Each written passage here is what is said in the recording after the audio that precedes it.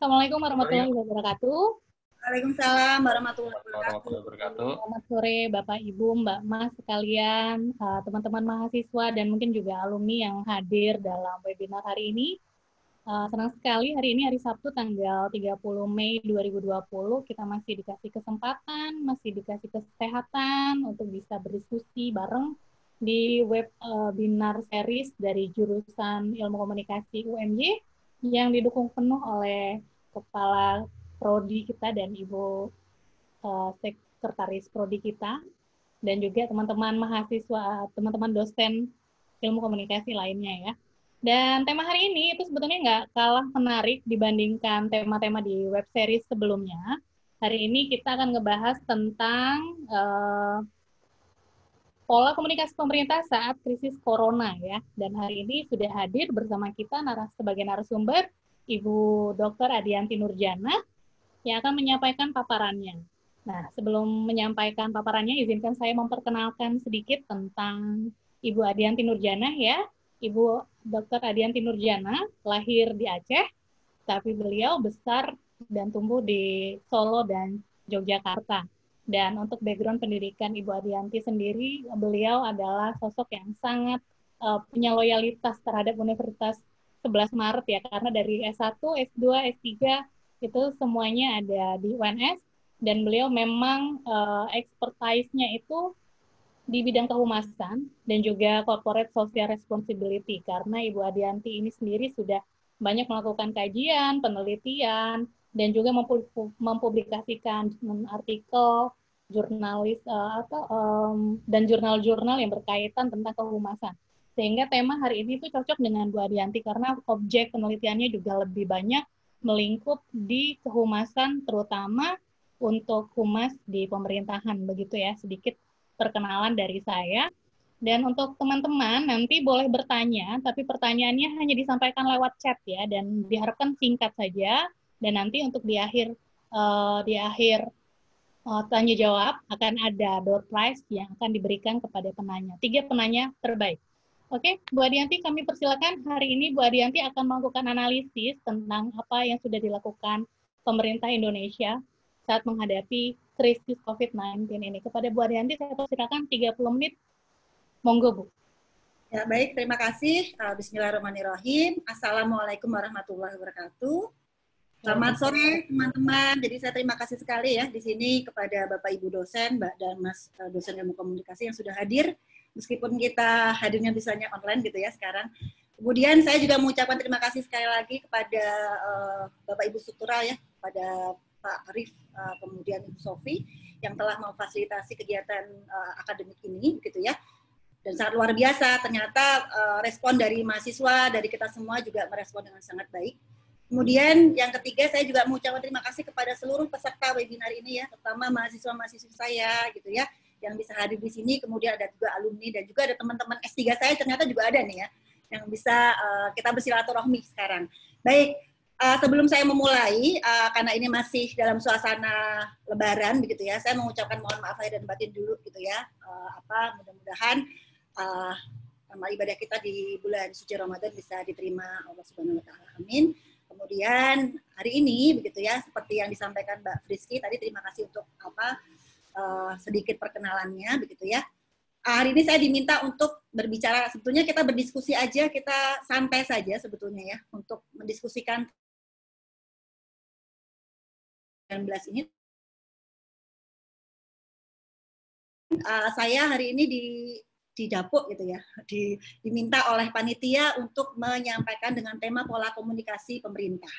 Nah, mungkin saya bisa langsung share screen ya, Mbak Friski ya. Baik, teman-teman peserta webinar, kemudian teman-teman semua begitu ya. Hari ini saya akan menyampaikan khusus terkait dengan bagaimana komunikasi krisis ya pemerintah saat pandemi COVID-19. Kita tahu semua bahwa COVID-19 ini adalah merupakan bencana begitu ya. Jadi isu yang sangat atau bencana COVID ini betul-betul kasus yang sangat mengglobal gitu ya. Hampir semua negara ini sekarang tergagap-gagap untuk mengatasi pandemi ini, termasuk juga Indonesia gitu ya. Bayangkan sampai hari ini begitu ya, catatan dari WHO bahwa COVID-19 ini telah menjangkit di 213 negara Jadi luar biasa sekali. Sehingga dampaknya betul-betul sangat terasa begitu ya. Bahkan tidak hanya di bidang ekonomi saja begitu ya, tapi juga seluruh aspek kehidupan kita itu sangat terlihat ya, terasa sekali. Seperti halnya kita saat ini begitu ya. Hal-hal yang dulunya tidak pernah kita lakukan begitu ya. Sekarang semuanya serba online gitu ya. Bahkan bertemu pun sekarang kita online. Bahkan kemarin pada saat Lebaran gitu ya, kita bersalam-salaman pun online gitu. Nah, itu betul-betul menjadi sebuah catatan di kehidupan kita masing-masing begitu ya. Selama puluhan tahun kita baru hari ini atau baru kali ini saja di tahun 2020 ya berlebaran dengan online seperti itu. Baik. Nah, kasus corona ini memang tadi saya sampaikan merupakan krisis yang sifatnya global begitu ya, dan ini memang negara superpower sekalipun seperti Amerika, kemudian Rusia, Inggris, Jerman, Prancis ini tak kuasa membendung hantaman COVID-19 ini ya. Bahkan negara-negara besar tersebut itu memang Amerika contohnya ya, ini menduduki peringkat pertama ya. Sampai saat ini, hari ini saya tadi melihat bahwa sampai hari ini tingkat kematian atau jumlah kematian pasien COVID ya akibat COVID ini adalah 330 orang. Luar biasa sekali. Baik. Nah, saya akan bicara tentang COVID di Indonesia. Ya, karena ini kita skupnya Indonesia, kita akan melihat bahwa sebetulnya di Indonesia kasus COVID ini resmi diumumkan oleh pemerintah ini pada tanggal 2 Maret 2020 ya, di mana pada saat itu ada 2 warga Depok dinyatakan positif. Nah, meskipun demikian begitu ya, beberapa pihak khususnya waktu itu ada Fakultas Kesehatan Masyarakat ya dari UI itu menyampaikan bahwa sebetulnya COVID ini sudah masuk pada awal Januari 2020. Nah, hingga saat ini ya, ini adalah data terbaru ya. Pada tanggal 29 Mei, kasus di Indonesia itu positif itu mencapai 25.216 kasus ya, di mana sejumlah 1.520 orang meninggal dunia. Kan tetapi ini juga ada hal kita harus selalu optimis begitu ya, bahwa 6.492 yang dinyatakan sembuh. Ya. Baik, saya akan lanjutkan. Baik, sejak saat itu memang pemerintah ya melakukan membentuk gugus tugas ya untuk betul-betul atau untuk percepatan penanganan COVID yang dibentuk pada tanggal 14 Maret 2020 ya, dan wabah COVID-19 ini per April 2020 pada tanggal 13 April ini Presiden Jokowi menyampaikan bahwa ini adalah bencana nasional seperti itu. Nah, sehingga kita sampaikan bahwa COVID ini merupakan bencana sebetulnya ya, bencana yang sangat global dan sekarang ini bencana yang sifatnya nasional. Kita semua merasakan dampaknya seperti itu. Baik, kenapa saya mengambil ini ya dengan tema yang diberikan oleh panitia bahwa pola komunikasi pemerintah begitu. Saya mengambil intinya, jadi saya memfokuskan bagaimana komunikasi krisis pemerintah di saat pandemi. Ya, bahwa pada saat krisis ini terjadi begitu ya, ini sangat penting sekali peran pemerintah di sini sebagai komunikator, mediator gitu ya, fasilitator yang sangat efektif ya, di mana masyarakat sebagai audiens ini penting atau sangat mengharapkan begitu ya komunikasi pemerintah yang responsif, kemudian cepat, tepat dan transparan. Dan itu sebetulnya harapan kita semua ya. Jadi bahwa komunikasi ini bisa dilakukan sebelum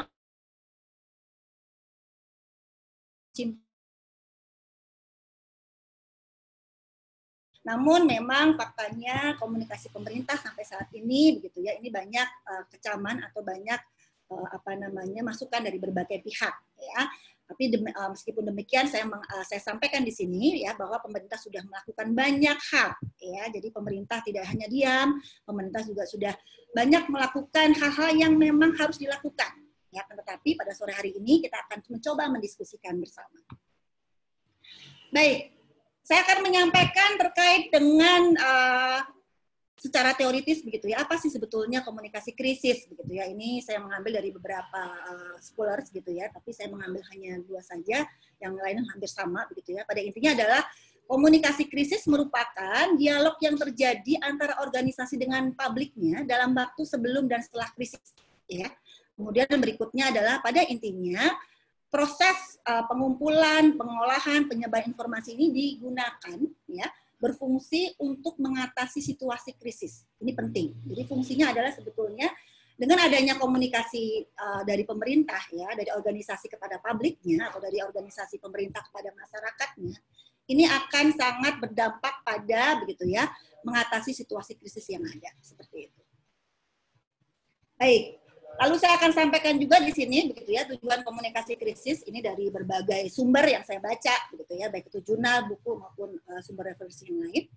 Yang pertama adalah memang digunakan untuk meminimalkan begitu ya, kerusakan pada reputasi organisasi. Kemudian berikutnya, ketika kita berkomunikasi berarti kita memang akan sangat berdampak pada peningkatan tingkat kepercayaan, trust, ya. Trust dari siapa? Trust dari publik kita. Gitu ya. Kemudian dengan adanya kita berkomunikasi berarti kita memang membuka diri, kita terbuka, ya. Dan sekali lagi kita ada yang namanya symmetrical communication, ada komunikasi dua arah. Seperti itu. Yang dan berikutnya begitu ya, tujuan komunikasi krisis ini adalah mengurangi spekulasi, kemudian mengurangi kepanikan begitu ya. Ini yang sangat sebetulnya harus dilakukan di awal-awal pada prakrisis agar supaya meminimalkan begitu ya yang namanya resiko kepanikan publik ya dalam hal mengatasi krisis ini atau menghadapi krisis ini. Baik, kita akan lanjutkan teman-teman, Bapak Ibu sekalian peserta webinar sore ini begitu ya. Dalam komunikasi krisis, ya ini menurut Koms dan teman-teman, bahwa sebetulnya ada prinsip utama yang harus dipegang agar supaya apa? Agar supaya komunikasi krisis ini menjadi efektif. Ya. Yang pertama adalah komunikasi krisis atau pesan yang disampaikan ini harus segera. Artinya tidak lambat, gitu ya. Kemudian pesannya ini harus konsisten, gitu ya. Dan pesannya ini harus terbuka. Ini hal-hal yang penting yang harus menjadi prinsip ya pada saat organisasi atau dalam hal ini pemerintah ya mengkomunikasikan pesan krisisnya kepada siapa? Kepada seluruh stakeholders-nya. Dalam hal ini adalah publiknya atau masyarakatnya. Seperti itu. Baik. Nah, kita akan melihat teman-teman, Bapak Ibu sekalian, Mbak dan Mas mahasiswa yang saya banggakan begitu ya. Ini ada fakta-fakta saat krisis. Sekali lagi saya melihat dari awal begitu ya, dari saat pra-krisis, kemudian respon krisis sampai pasca krisis. Kita belum sampai ke pasca krisis karena sampai hari ini memang kita masih masuk ke pada saat bagaimana krisis ini terjadi gitu ya. Baik, saya akan menyampaikan di awal bulan Maret ya, benar-benar membuat pemerintah sangat tergagap-gagap gitu ya. Dan saya yakin memang ini semua kita rasakan gitu ya, khususnya Kementerian Kesehatan. Kenapa demikian? Karena waktu itu pemerintah sama sekali belum membuat protokol kesehatan gitu ya bagi warga dalam mengatasi persebaran virus ini. Sementara jumlah kasus selalu terus-menerus day per day itu meningkat. Ya. Seperti itu. Padahal kita tahu bahwa gugus COVID itu atau gugus tugas percepatan penanganan COVID baru terbentuk bulan Maret. Ya. Padahal kita tahu sebetulnya bulan Januari itu COVID itu sudah masuk ke Indonesia. Baik. Dan baru tanggal 13 April begitu ya baru ditetapkan bencana nasional. Nah, di sini saya akan sedikit menganalisa gitu ya beberapa hal atau hal-hal apa yang sudah dilakukan pemerintah dan tapi saya melihat bahwa sekarang sudah banyak perbaikan ya. Mungkin ini pentingnya kita berdiskusi sore ini sebetulnya. Jadi hal rekomendasi-rekomendasi apa saja yang bisa kita sampaikan kepada pemerintah gitu ya agar supaya tadi dengan adanya komunikasi krisis ini sebetulnya ini akan sangat mempermudah atau mengurangi ya hal-hal yang bersifat kepanikan ya kemudian tadi trust dari audiens atau dari komunikan atau dari publik itu bisa menjadi meningkat tidak sampai mereka tidak percaya kepada pemerintah seperti itu. Baik. Yang pertama kalau kita lihat tadi ya bahwa prinsip utama dalam komunikasi krisis adalah komunikasi atau pesan yang disampaikan harus cepat gitu ya. Cepat dan tepat. Ini bukan hanya cepat tapi ada hal yang tidak benar begitu ya, tapi tepat dan tepat. Baik, kita akan lihat ya, mungkin kita flashback di awal bulan Maret ya, karena Januari, Februari, Maret itu memang betul-betul kita melihat bahwa luar biasa begitu ya, semua yang tergagap-gagap, termasuk kita semua di Indonesia, karena kita tidak punya sense of crisis. Jadi pemerintah tidak punya mitigasi di awal gitu ya. Nah, di saat virus sudah menjangkiti Malaysia, Singapura, dan negara-negara lain di Asia Tenggara, gitu ya, termasuk Indonesia, ini Indonesia terkesan adem ayem gitu ya. Memandang virus itu bukan sebuah ancaman yang membahayakan pada saat itu. Kenapa demikian? Ya, padahal semua negara itu sudah sangat aware terhadap kasus ini. Kita lihat pada saat itu ya, pada bulan-bulan sekitar bulan Februari, itu pemerintah justru membuat kebijakan yang menurut saya adalah kontraproduktif gitu ya. Jadi kontradiksi sekali seperti itu. Contohnya apa? Jadi kebijakan bahwa pemerintah malah memberikan diskon gitu ya, pesawat terbang untuk sejumlah destinasi wisata. Ya, jadi kebijakan untuk bagaimana supaya wisata di Indonesia ini mengkampanyekan seolah Indonesia baik-baik saja. Ya, aman dari serangan corona dan sebagainya. Bahkan pemerintah mengucurkan 72 miliar untuk influencer yang bisa mempromosikan Indonesia seperti itu. Nah, itu menjadi sebuah kontraproduktif gitu ya, di saat semua negara fokus pada bagaimana penanganan COVID ini ya, yang sama sekali semuanya juga merasa bahwa ini merupakan bencana yang luar biasa, di mana tiba-tiba begitu ya virus bisa masuk, kemudian sampai puluhan tiba-tiba puluhan per hari itu puluhan orang begitu ya meninggal dunia karena COVID.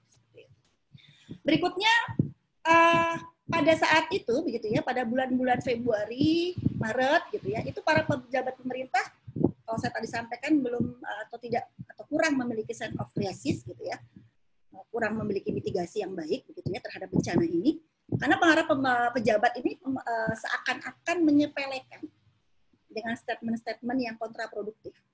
Misalnya apa? Ya, misalnya kita lihat Menkes Terawan gitu ya pernah berbicara tentang jamu penangkal corona gitu ya. Jadi bahwa ada nih virus ini bisa diselesaikan atau bisa diatasi dengan yang namanya jamu empon-empon gitu ya. Semuanya akhirnya kita banyak tuh di pasaran akhirnya empon-empon atau jamu-jamuan itu bisa laris gitu ya karena statement-statement dari Menkes ini. Atau juga pada saat itu Menhub ya Budi Karya, Pak Budi gitu ya, itu juga berkelakar bahwa kita orang Indonesia itu akan doyan nasi kucing gitu ya. Itu kebal sama corona. Nah, ini kan statement ini kalau menurut saya begitu ya, dalam sebuah komunikasi krisis ini sangat tidak empati gitu ya. Jadi ini menunjukkan bahwa begitu ya komunikasi krisis kita kurang punya sense of crisis, bahwa sebetulnya pernyataan-pernyataan yang kontraproduktif ini akan karena mereka adalah komunikator ya, dalam hal ini adalah pemerintah tuh komunikator, mediator, fasilitator yang efektif ya di masyarakat, ya harusnya ketika berbicara itu juga harus berhati-hati apalagi di saat krisis seperti itu. Baik. Saat awal krisis begitu ya, ini pemerintah begitu ya dinilai juga lambat. Ini juga ada berita dari CNN bahwa memang tidak ada tindakan segera untuk mencegah penyebaran, misalnya karantina wilayah begitu ya. Dalam sekarang akhirnya ada PSBB itu, yang lain sudah melakukan itu, kita belum gitu ya. Kita masih sibuk dengan pariwisata kita, kemudian masih hal-hal lain yang memang sebetulnya kalau kita tahu bahwa itu sudah masuk ke tahapan prakrisis. Ya. Bahkan sudah ada beberapa kasus ya masuk begitu ya, itu kita sudah masuk ke tahapan krisis dan itu harus dikomunikasikan dengan tepat. Baik, itu yang pertama. Kemudian berikutnya saya akan sampaikan bahwa di sini pemerintah juga tidak konsisten. Ya, banyak komentar dari pejabat pemerintah yang satu sama lain ini memang justru berbeda begitu ya. Ini akan membingungkan masyarakat.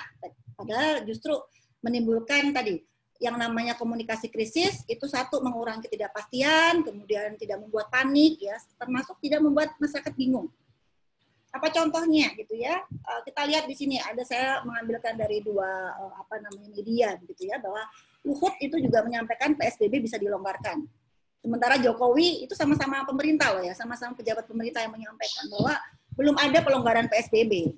Ini dalam waktu pada bulan yang sama ya, selisih berapa hari nih, 15 dan 3 hari begitu ya, itu statementnya berbeda sekali gitu.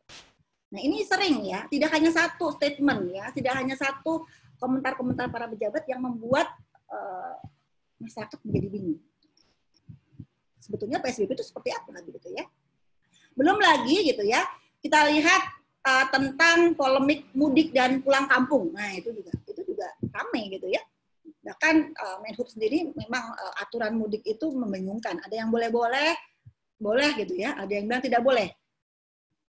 Ada yang bilang tidak boleh, tapi transportasinya boleh karena transportasinya itu untuk mendistribusikan APD, kemudian mendistribusikan hal-hal lain gitu ya.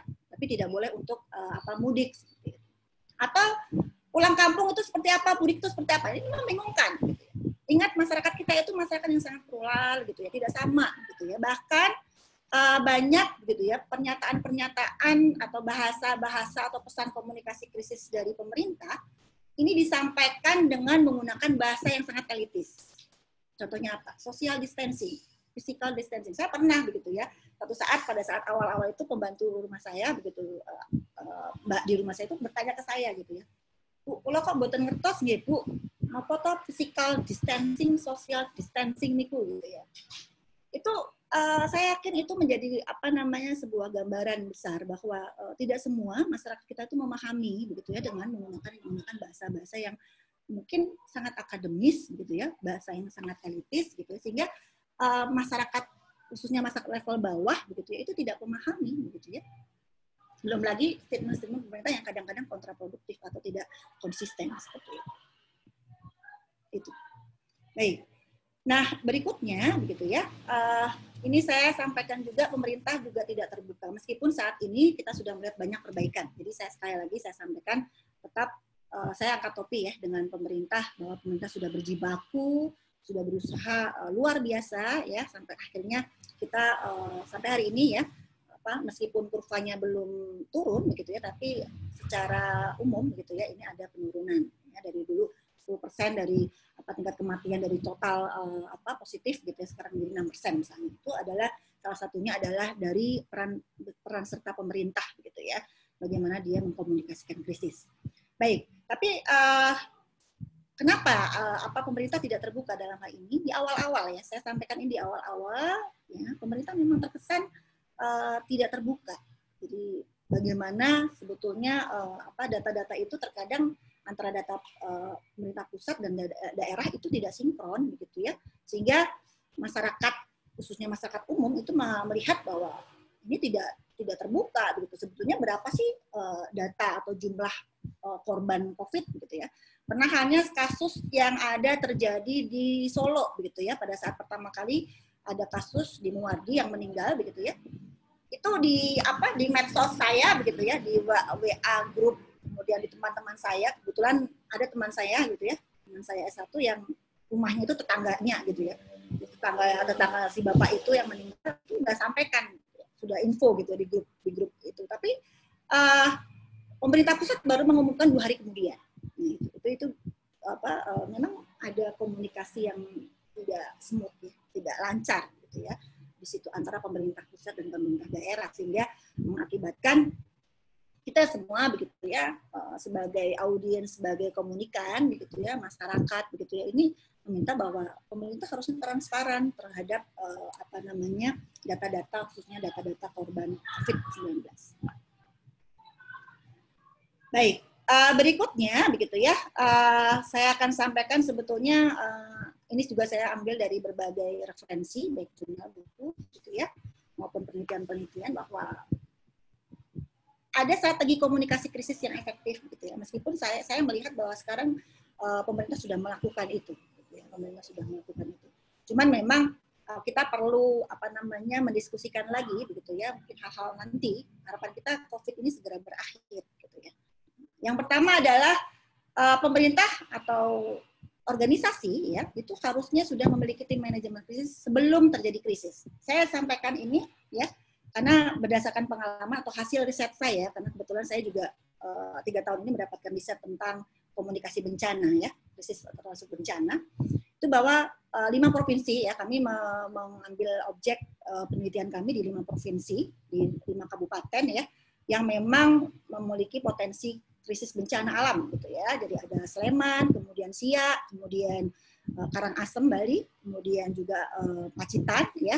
Dan satu lagi ada di Pekanbaru ya, Risiak. Jadi ada 5. Nah, alhamdulillah begitu ya, hasil temuan kami ini menjadi rekomendasi dari kepada kami sampaikan kepada pemerintah bahwa salah satunya adalah pemerintah harus memiliki tim manajemen krisis ya. Dan memang mereka mengakui memang mereka pada saat bencana alam itu mereka belum punya tim. Dan pada akhirnya kemarin yang sudah kami sampaikan di Lombok, begitu ya, Pak Bupati juga menyampaikan bahwa temuan kami, rekomendasi kami ini sangat berguna sekali, karena mulai tahun ini, begitu ya, mereka punya gugus tugas khusus untuk menangani krisis, khususnya krisis bencana. Karena Lombok kan berpotensi terjadi bencana setiap tahunnya, gitu ya.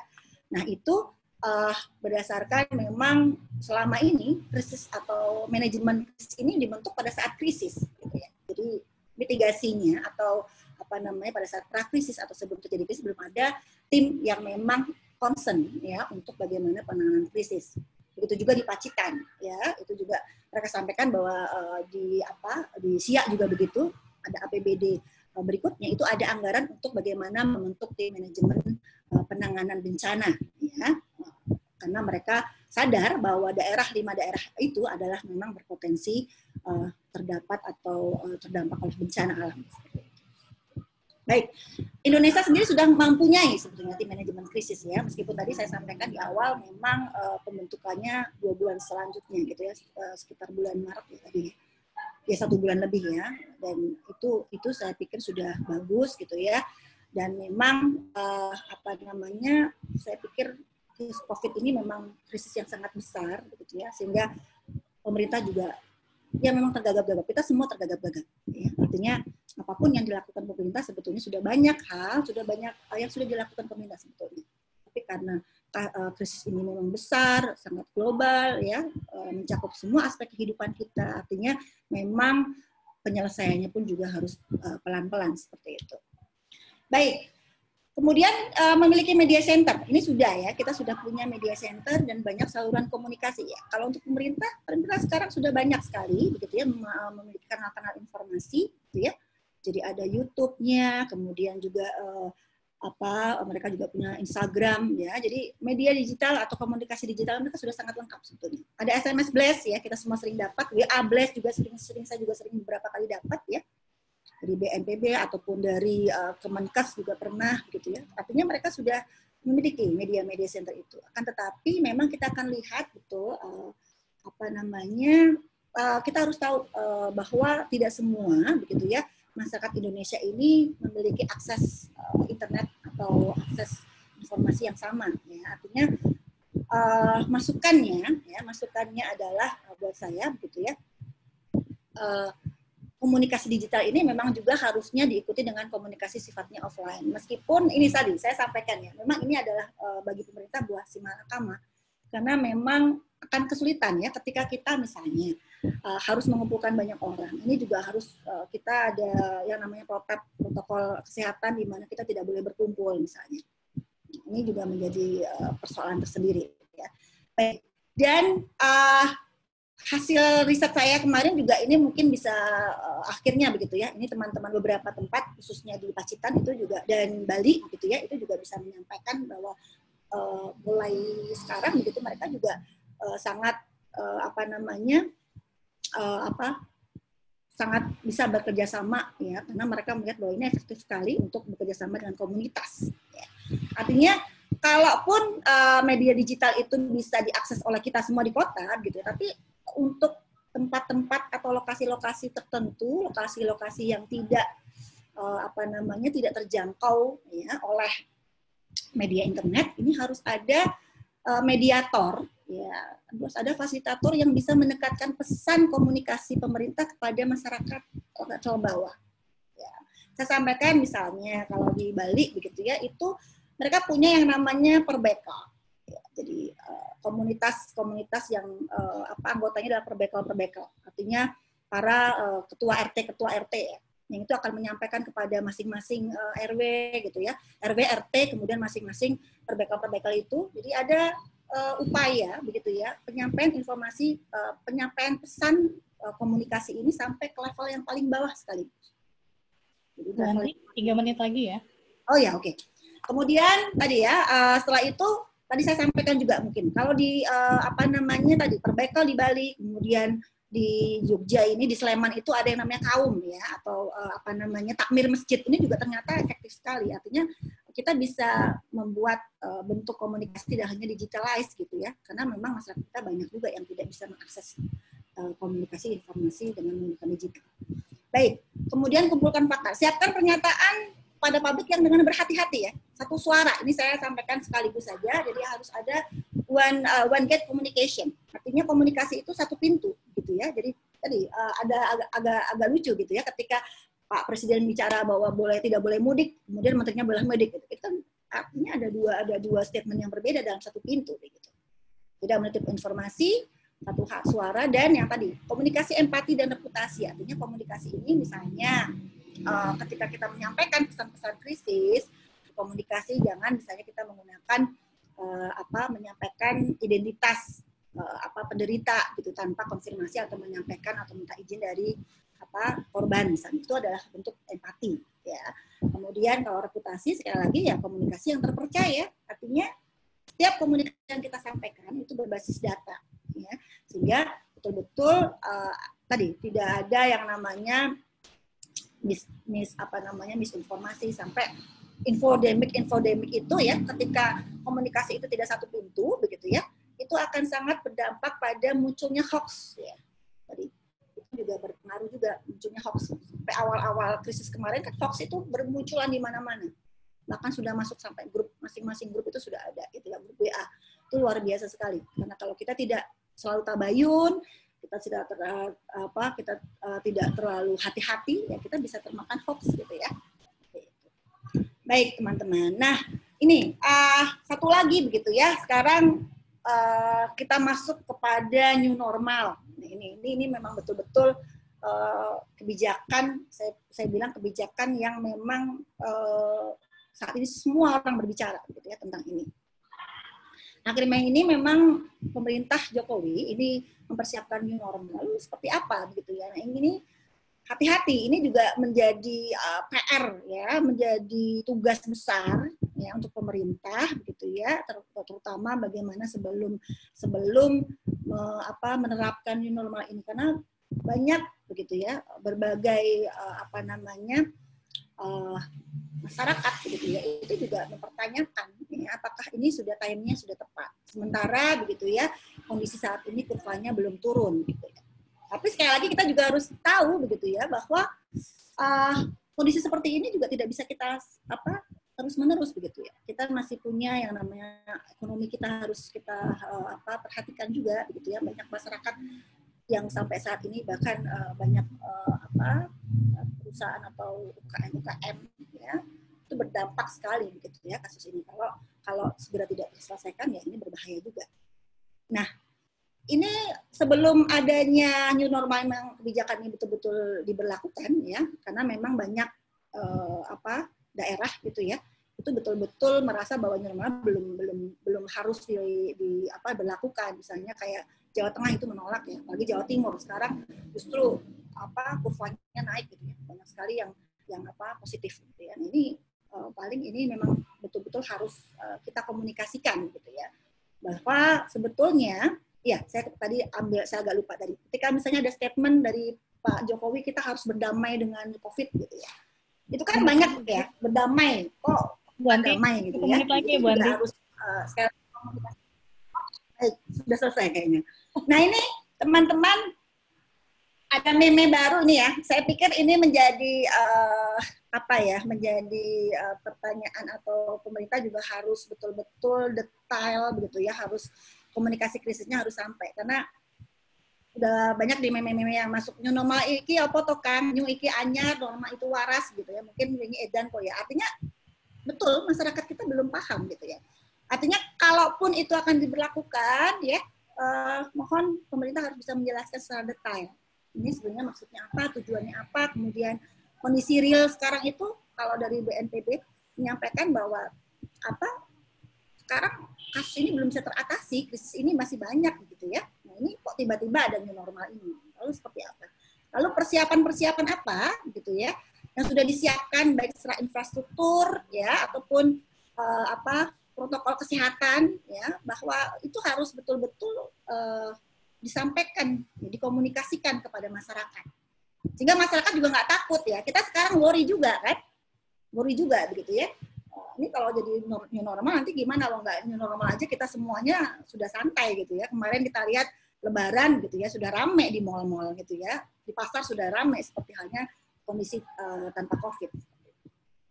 Baik, itu Mbak Friski Yulianti ya, sedikit yang bisa saya sampaikan. Sekali lagi saya menyampaikan bahwa sebetulnya pemerintah sudah banyak yang dilakukan oleh pemerintah. Jadi saya tidak menisbikan apa yang sudah dilakukan pemerintah gitu ya. Contohnya apa? Sekarang hampir di tempat-tempat itu sudah ada yang namanya kantor misalnya ya, rumah-rumah itu sudah ada namanya alat cuci tangan. Kemudian mereka sudah sangat aware sekali ketika menggunakan masker ya. Itu dari peran pemerintah juga mengkomunikasikan itu.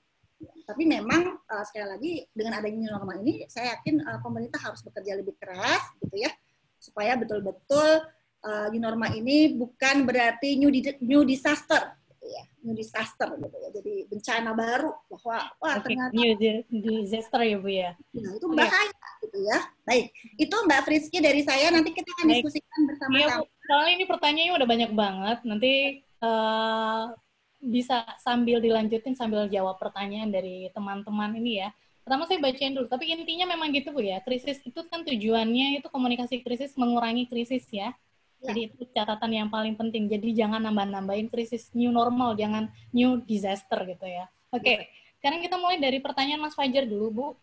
Mas Fajar nih nanya, saya melihat bahwa ada informasi yang pemerintah itu kan tadi beda ya, yang Ibu bilang nggak ada konsisten gitu loh, antara satu dengan yang lain. Satu bilang mudik, satu bilang atau pulang kampung, satunya nggak boleh gitu. Dan itu sering aja terjadi. Menurut Ibu nih,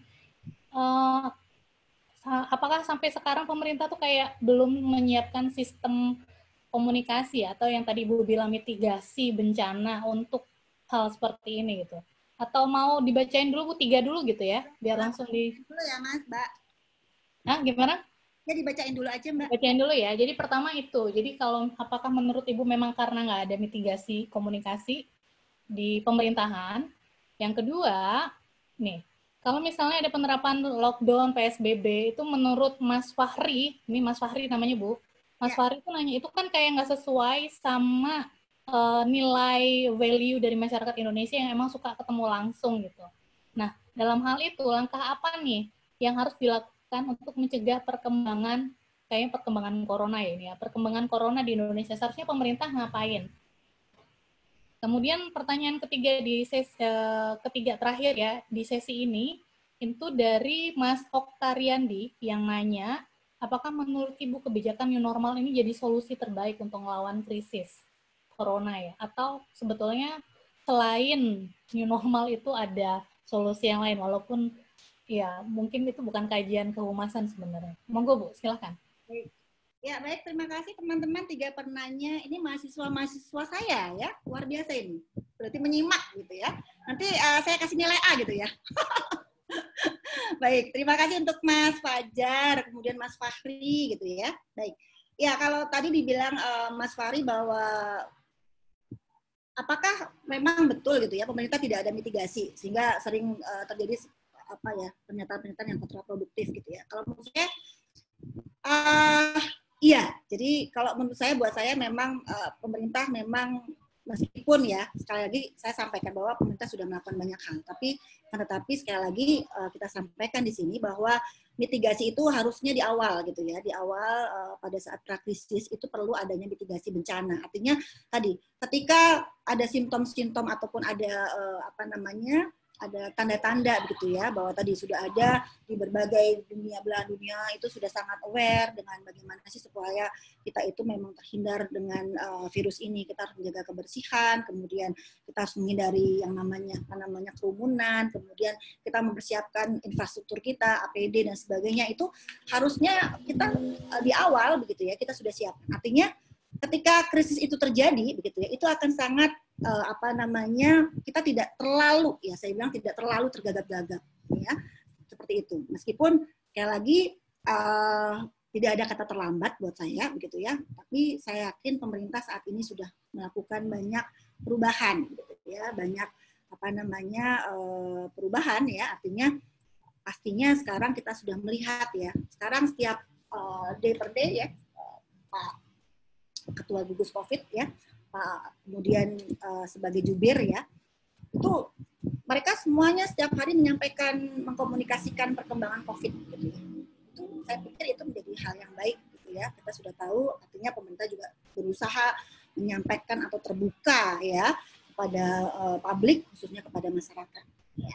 Dan ini perlunya begitu ya kita melakukan mitigasi. Ya, saya sampaikan kasus-kasus atau tadi hasil riset saya, karena kebetulan saya mengambil riset tentang komunikasi bencana begitu ya, bahwa memang beberapa khususnya pemerintah itu memang belum menyiapkan gitu ya, belum menyiapkan tim khusus untuk mitigasi bencana ini. Dan pada akhirnya sekarang mereka sudah ada, mereka bekerja sama dengan para tokoh agama, tokoh masyarakat ya, kemudian tadi pihak-pihak atau komunitas yang peduli bencana itu sangat berdampak baik ya. Artinya mereka di lapangan tuh yang tahu sekali bagaimana sebetulnya mitigasi itu bisa dilakukan ya ketika memang misalnya gunung gitu ya, gunung itu atau kita bicara di Karangasem gitu ya, Gunung Merapi itu sudah akan meletus gitu ya atau akan melakukan erupsi. Itu teman-teman Pasebaya itu karena mereka yang di lapangan gitu, itu kadang informasinya lebih cepat sampai di masyarakat daripada humasnya. Ya, artinya ini memang harus ada mitigasi gitu ya sebelum terjadi krisis atau prakrisis. Itu ya Mbak Friski ya. Kemudian tadi Fahri gitu ya. Lalu apa langkah pemerintah gitu ya? Apa yang dilakukan pemerintahnya harus ngapain gitu ya? Saya pikir pemerintah sekarang sudah melakukan banyak hal, Mbak. Kita kalau saya begitu ya, saya menyampaikan bahwa ini butuh social engagement. Ya, artinya butuh peran serta partisipasi masyarakat kita. Jadi kita nggak bisa gitu ya, kita hanya mengandalkan pemerintah harus melakukan banyak hal sampai misalnya ya pemerintah harus memberikan bantuan gitu. Kita sudah luar biasa ya, kita diberikan bantuan BLT gitu ya pada masyarakat terdampak yang memang karena COVID ini mereka tidak bisa berpenghasilan.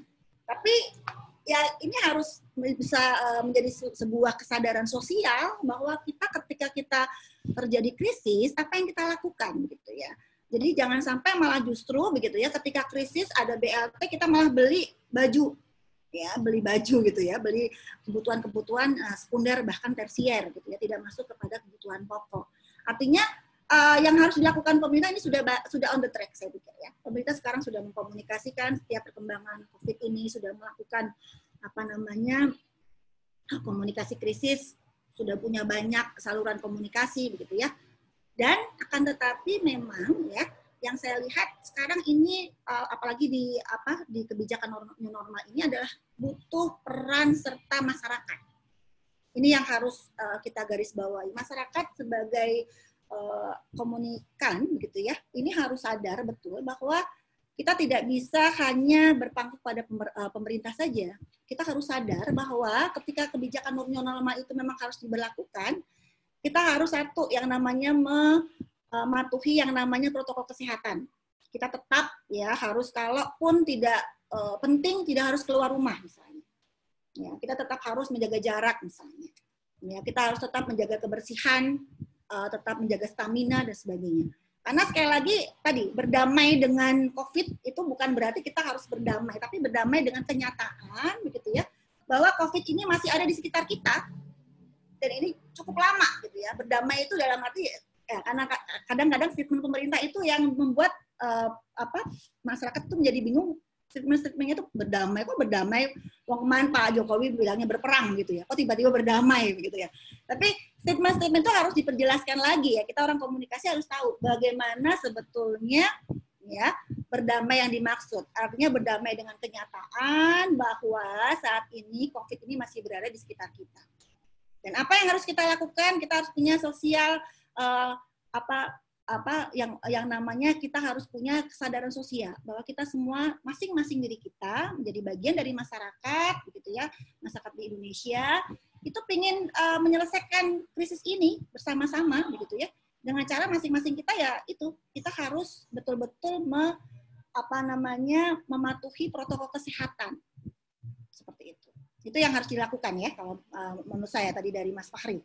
Kemudian yang ketiga tadi dari Mas siapa ya Mbak? Saya lupa. Ini ya. Nah, ini kebijakan new normal itu apakah satu-satunya solusi gitu ya untuk mengatasi krisis? Aduh, saya kayaknya bukan ini saya gitu ya untuk menyampaikan. Nanti habis ini saya ditelepon oleh siapa ini nanti.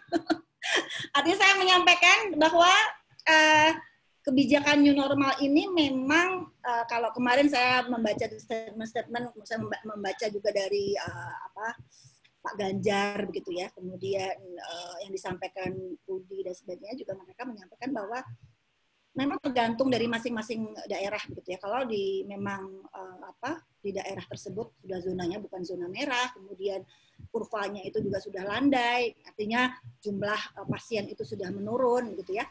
Mungkin bisa diberlakukan pelan-pelan kalau saya. Artinya timingnya juga tidak harus secepat ini gitu ya. Artinya kita harus belajar. Artinya belajar dalam arti latihan melakukan new normal. Artinya apa sih sebetulnya new normal itu adalah keadaan yang kita terbiasa berdampingan dengan corona gitu ya.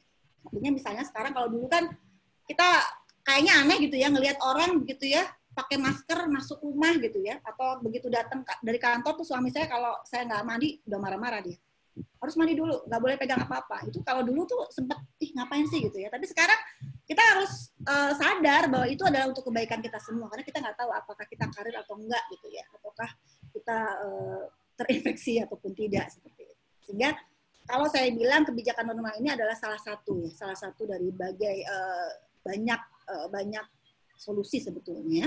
Cuman memang ini adalah tugas berat pemerintah ya untuk bagaimana mensosialisasikan sampai ke level bawah, kemudian juga harus betul-betul disiapkan segala sesuatunya, artinya infrastruktur kita, kemudian pelayanan-pelayanan publik kita juga harus bisa menyesuaikan. Gitu ya. Dan saya sampaikan di sini peran serta masyarakat kita sebagai masyarakat ya, ini mohon dengan sangat bantuannya untuk kita betul-betul kebijakan ini harus kita sempuyung bareng-bareng gitu ya. Tapi dengan berhati-hati. Artinya kita juga harus sadar bahwa ini adalah untuk kita semuanya. Artinya ya kita harus bukan berarti begitu new normal kita langsung mau ke mall gitu ya. Langsung mau lupa bahwa sekarang kita ini harus berdamai dengan kenyataan bahwa sampai hari ini virus corona ini masih ada gitu. Dan kita tetap harus waspada ya. Jadi jangan terlalu panik, tapi waspada harus. Jadi itu beda tipis ya kalau buat saya. Tapi buat saya ini penting bahwa kita harus betul-betul waspada, gitu ya. Waspada bahwa dan sadar bahwa begitu ya kita ini masih dikelilingi oleh virus ini. Jadi meskipun nanti kebijakan ini betul-betul kebijakan yang akan diterapkan oleh pemerintah, tetap kita harus mematuhi protokol kesehatan. Seperti itu Mbak Rizky. Oke, baik Bu. Ini ada pertanyaan bagus nih dari Mbak Reza Nur Oktaviani ya Bu ya. Dia mau tanya, kan banyak orang yang menilai bahwa pemerintahan Jokowi itu menutup-nutupi informasi tentang corona ya Bu ya. Walaupun akhirnya Pak Jokowi melalui YouTube channelnya Najwa Shihab itu menyampaikan bahwa beliau bukan menutup-nutupi, tapi tidak mau membuat masyarakat itu panik gitu. Jadi menurut Ibu sendiri bagaimana cara membedakan antara keterbukaan informasi publik tapi juga untuk dapat mengurangi kepanikan publik. Itu yang pertama. Dari Mbak Reza. Ini saya agak gabung-gabungin ya, karena pertanyaannya tuh hampir sama sebetulnya. Sama Mbak Aleida, Mas Kemal, dan Mas Iksan ya, terakhir tadi. Sebentar, nanti saya gabung jadi satu. Intinya tuh pertanyaannya adalah, karena komunikasi yang tidak sinkron satu sama lain, yang tidak konsisten satu sama lain gitu, apakah ini sebagai satu tanda ya atau indikator bahwa sebetulnya praktisi PR itu tidak terlalu dianggap sebagai senjata atau tidak dianggap penting gitu di level pemerintahan, karena kita tahu sendiri ya Bu ya, yang menjadi juru bicara COVID sendiri itu kan background-nya adalah dokter gitu. Apakah memang dokter yang lebih merepresentasikan permasalahan ini, atau memang perlu dicari orang yang bisa mengkomunikasikan walaupun background-nya bukan komunikasi atau bukan PR, tapi bisa menyampaikan pesan itu lebih punya empati gitu ya. Nah, sehingga menyimpulkan berkurangnya trust terhadap pemerintah dan lain sebagainya. Menurut Ibu itu seperti apa? Dan ini dari Mbak Sofia Hasna ya, yang ketiga Bu. Atau nanti Bu, ini ada Sofia Hasna dan Mbak Melinia ya. Itu aja dulu Bu, dijawab itu dulu sambil nanti kita buka sesi terakhir dari Mbak Sofia sama Mbak Melinia. Mbak Friski, nanti saya kalau ada yang lupa saya diinfo lagi ya. Oh ya, oke, baik. Kayaknya saya ada agak kelupaan gitu ya. Kalau tadi Oh, misalnya yang terakhir ya, jadi saya sepakat gitu ya bahwa kemarin juga saya sempat nonton tuh di acaranya Rossi gitu ya. Bang Ade Armando itu juga sampaikan bahwa butuh yang namanya orang komunikasi sebetulnya. Jadi kadang kalau kita lihat ya ketua gugusnya juga bukan orang komunikasi, kemudian jubirnya juga bukan gitu ya. Bukan saya bilang bahwa orang komunikasi itu bisa gitu, bukan juga. Tapi artinya memang butuh keterampilan berkomunikasi ya supaya bisa menyampaikan pesan-pesan komunikasi krisis ini kepada masyarakat yang memang betul-betul dipahami begitu. Jadi pesan-pesannya itu harus dipahami, mudah dimengerti begitu ya. Kalau tadi social distancing itu apa sih gitu ya. Itu saya dalam hal ini saya angkat jari gitu ya dengan pemerintah atau wali kota kita yang memang sudah sangat paham sekali bagaimana masyarakat sekitar. Jadi misalnya kalau kayak kemarin saya juga di Solo itu kan sempat ke Solo ya. Itu di sana sangat ini sekali ya, sangat terkenal banget iklannya Pak Rudi gitu ya, Pak Wali Kota itu tentang Manuto, Do Manuto gitu ya. Itu tuh banyak gitu ya. Jadi itu di YouTube juga banyak. Jadi Do Manuto kalau ibaratnya Do Manut itu kan bahasa Jawa gitu ya. Jadi menggunakan bahasa-bahasa yang mudah dimengerti oleh masyarakat gitu ya. Jadi Do Manuto bahwa kalau kowe kui pengen COVID iki hilang, Do Manuto gitu ya. Itu salah satu cara buat saya, salah satu cara untuk tadi sebagai pemerintah, sebagai komunikator yang efektif itu bisa merepresentasikan mengartikulasikan pesan-pesan yang ingin disampaikan kepada pemerintah sehingga sampai apa yang dipahami oleh sesuai dengan yang dipahami oleh masyarakat gitu. Jadi masyarakat nggak bingung lagi begitu ya, seperti itu. Kemudian juga misalnya kita lihat Ganjar gitu ya, banyak sekali YouTube dia menggunakan bahasa Jawa misalnya. Kemudian dia juga menggunakan kampanye-kampanye, butuh social campaign. Menurut saya kita butuh social campaign yang memang menyesuaikan dengan tingkat masyarakat, tingkat pendidikan masyarakat, tingkat pengetahuan masyarakat, kemudian menggunakan bahasa-bahasa yang lugas ya, bahasa lugas dan bahasa yang mudah dipahami, mudah dimengerti oleh masyarakat kita ya. Sampai tadi ada meme bahwa new normal ki opotokan, itu kan sebuah meme yang sebetulnya kalau kita lihat itu menyentil pemerintah gitu ya. New itu baru, normal itu waras. Berarti kemarin edan gitu kan. Nah, itu kan ini bahasa-bahasa yang harus betul-betul bisa dikemas oleh pemerintah, kemudian bisa disampaikan melalui social campaigns ya. Dan dengan bahasa yang sangat mudah dipahami oleh masyarakat. Itu yang diperlukan, dan mungkin orang komunikasi yang bisa. Ya kayak Mas Erwan, Mas Budi gitu ya. Itu jago kayak gitu ya untuk mengemas sebuah pesan menjadi pesan yang tadinya sangat elitis, pesan-pesan yang susah dimengerti jadi paham. Oh ya, Manuto masuk kalau nggak penting nggak usah keluar rumah gitu ya.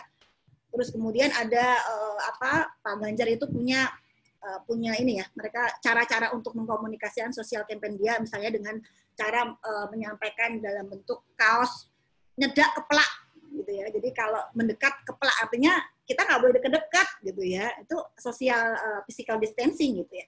Kemudian juga maskeran, dia dibikin ini itu keren menurut saya. Jadi maskeran artinya mas keren, dibikin mas keren. Jadi kalau orang pakai mas pakai masker itu bakal keren. Artinya dengan bahasa-bahasa itu menarik gitu.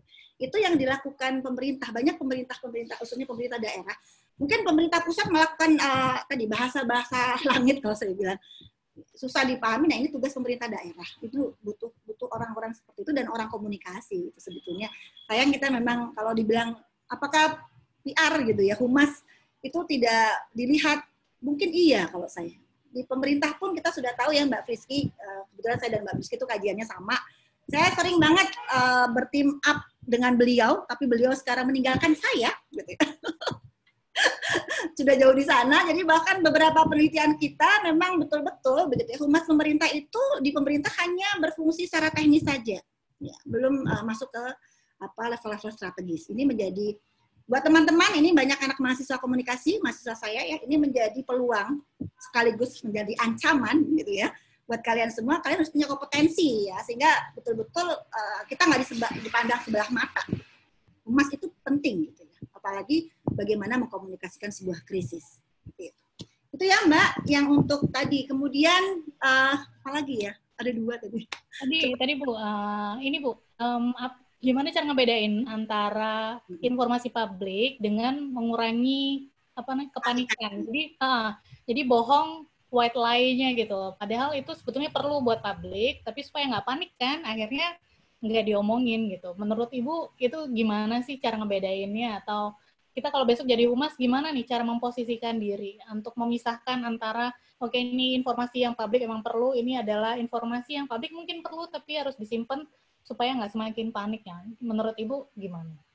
Ya, kalau saya begitu ya, menurut saya memang komunikasi pesan ini harus disampaikan transparan. Artinya apapun itu adalah sebuah kenyataan. Kita pakai data ya, jadi tetap itu kita harus terbuka. Akan tetapi sekali lagi sampaikan juga ini ya, tidak cuman kadang-kadang saya tuh merasa begitu. Saya beberapa waktu lalu ketika COVID itu pas mulai merebaknya itu saya nggak mau nonton TV. Bahkan saya nggak mau cerita. Kadang kebetulan suami saya kan wartawan gitu. Saya nggak mau tanya di Jogja tuh berapa sih sekarang ininya ODP, PDP gitu ya. Saya nggak mau gitu. Saya sempat stres sendiri gitu ya. Tapi memang ya caranya adalah supaya tidak menyampaikan hanya sebuah kepanikan, ya kita juga sampaikan juga bahwa ternyata dari sekian pasien itu juga ada yang sembuh loh. Gitu. Itu yang saya lihat kok kurang ya, khususnya di media gitu ya. Jadi yang selalu disampaikan itu justru yang jumlah positif, jumlah meninggal gitu ya, serem gitu ya. Bahkan itu menjadi sebuah kepanikan kita. Gitu. Tapi bisa dong misalnya dari sekian ini ternyata dibikin success story bahwa infodemi ini memang sebetulnya bisa kok sembuh gitu ya. Coba dibanyakin itunya juga gitu ya. Jadi berimbang gitu ya. Jadi jangan cuma info-info yang tadi kesannya itu menakutkan, membuat panik ya. Tapi kita tetap waspada. Kita harus waspada, tapi tidak boleh panik berlebihan. Itu Mbak Friski. Oke, baik Bu. Ini ada 2 penanya terakhir ya Bu ya, karena ini sudah jam 4:12. Oke, jadi ada Mbak Sofia Hasna, ini alumni kita Bu. Ya, selamat sore Sofi. Halo, Dia apa kabar Sofia? sedang melakukan penelitian juga. Dia menggunakan pakai teori Stephen Finks yang intinya tuh menyampaikan bahwa pemerintah Indonesia itu sudah terlambat kan dibandingkan sama daerah-daerah lain atau negara lain gitu. Kemudian untuk menanggapi fenomena ini gitu, sebetulnya apa yang harus dilakukan karena dianggap sudah terlambat tadi, bagaimana cara dia catch up gitu untuk mengejar ketertinggalan dibandingkan negara lain. Karena memang hambatannya luas ya, karena negara kita mungkin politiknya beda, demografisnya beda, geografisnya beda, tapi monggo ya Ibu nanti itu kemudian ada Mbak Melinia. Mbak Melinia menanyakan bahwa ini kan katanya pemerintahan pusat dan Pemda itu memutuskan akan menetapkan new normal gitu. Padahal setiap daerah itu kan strateginya beda ya dan kesiapannya masing-masing berbeda. Nah, bagaimana kita sebagai masyarakat ataupun mahasiswa untuk menghadapi perbedaan itu, cara menghadapinya tuh kayak apa nih dari perbedaan dari Pemda, kesiapan Pemda atau Pemkotnya juga ya Bu ya. Oke, itu Bu pertanyaannya 2 itu ya. Ya, untuk Sofia gitu ya. Selamat ya Sofia ya. Wah, kamu udah mulai riset nih. Ini kayaknya baru kemarin minta rekomendasi saya untuk kuliah S2, udah bikin riset gitu. Luar biasa gitu ya. Baik, Sofia, kalau buat saya tidak ada kata terlambat.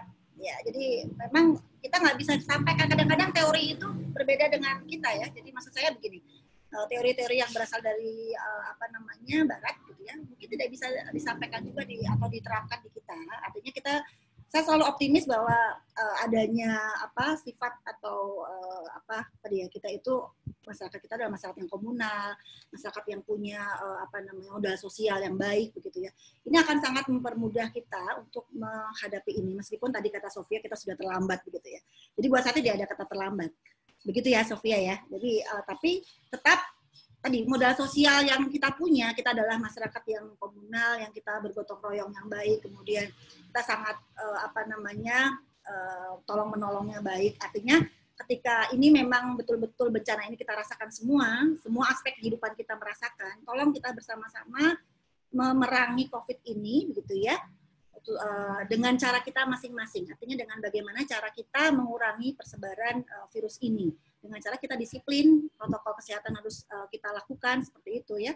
dan tetap optimis dan berdoa. Kalau saya pikir doa itu juga bisa mengalahkan segalanya. Artinya Indonesia ini masyarakat yang agamis ini juga menjadi modal kita semua. Mudah-mudahan Tuhan itu memberkati kita semua bahwa segera kita berakhir dari sini. Karena beda begitu ya. Kalau kita bilang di negara barat ekonomi kita negara berkembang gitu. Itu juga sangat kompleks, lebih kompleks. Misalnya kalau kita bilang bahwa harus lockdown semuanya. Pemerintah kita nggak akan memperlakukan seperti itu karena banyak begitu ya, banyak masyarakat khususnya level bawah yang memang bekerja harian yang sangat tergantung ketika mereka tidak keluar rumah mereka nggak bisa makan. Lalu misalnya sekarang pemerintah harus membantu mereka berapa tahun gitu ya, sampai berapa bulan gitu ya, berapa ribu begitu ya, karena sangat berbeda, tingkat ekonomi kita juga berbeda. Artinya memang ini menjadi PR kita semua, artinya kita sebagai masyarakat saja harus memiliki tadi social engagement, ya, kesadaran sosial yang tinggi bahwa ini adalah masalah kita semua, mari kita selesaikan bersama-sama dengan cara kita, begitu ya, taat pada protokol kesehatan. Seperti itu. Itu ya Mbak Friski ya. Baik, satu lagi tadi, apa ya Mbak Friski? Bisa diulangi. Mbak Meili. Oh iya, tadi ya yang ini ya, yang apa namanya? Perbedaan tadi, jadi gimana caranya untuk menghadapi itu? Bu? Ya beda-beda memang, karena kondisinya beda-beda. Misalnya sekarang Jawa Timur justru malah kurvanya naik. Gitu. Itu beda. Dan kemudian misalnya kalau Jawa Tengah juga tadi sampaikan juga, mereka belum akan menerapkan new normal. Artinya kalau dari kita, kan mulai bulan depan ya, ini kan sepertinya kita sudah mulai, kalau di Jogja misalnya, sekolah sudah mulai masuk gitu ya, meskipun katanya saya dengar-dengar juga belum ada keputusan dari sekolah anak saya, kebetulan SMA 8 ya, itu juga gurunya udah ngomong tuh di grup gitu ya, bahwa nanti mungkin kalau kondisi membaik, bulan depan itu sudah akan mau di-split gitu ya, kelasnya dibikin 2 sesi ataupun apalah, yang artinya ya sudah mulai latihan untuk melakukan new normal gitu ya, meskipun dengan pelan-pelan. Artinya ya kalau dari saya kita harus menyesuaikan saja kita di mana gitu ya. Artinya ya kita menyesuaikan dari masing-masing daerah karena memang kondisinya berbeda-beda. Gitu. Tapi sekali lagi tadi bentuk sosial engagement kita semua adalah bahwa ini adalah masalah kita semua, masalah kita bersama, masalah sebuah krisis ya yang terjadi di Indonesia, berdampak secara multidimensi, semuanya berdampak, semua aspek kehidupan kita. Mari kita bersama-sama untuk menyelesaikan dengan cara tadi kita harus taat pada protokol kesehatan, kemudian jaga kebersihan gitu ya, kemudian jaga stamina ya, dan tadi tetap bersemangat dan jangan lupa berdoa. Itu saja. Begitu Mbak Friski. Oke, baik. Terima kasih Bu Anti yang sudah memberikan banyak sekali diskusi, ya, membuka diskusi. Semoga jadi pemantik ya buat teman-teman mahasiswa lainnya. Karena pasti ada yang bercita-cita ingin jadi humas, baik itu di pemerintahan, mau itu di private company, atau mau di NGO, atau mau pure hanya sebagai peneliti di bidang kehumasan. Nah itu ini semoga menjadikan sebuah referensi ya untuk bekal